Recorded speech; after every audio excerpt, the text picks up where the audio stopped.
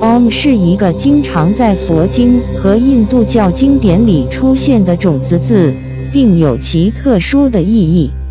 一般印度教徒都会在门口饰上这个字，以保家宅平安。根据吠陀经的传统， Om 这个音节在印度教里非常神圣。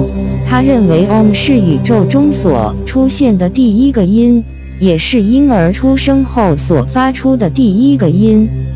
佛教受印度教影响，也认为这是一个圣洁音节。不少密宗咒语都以 Om 字作开首，如著名的6字真言 Om。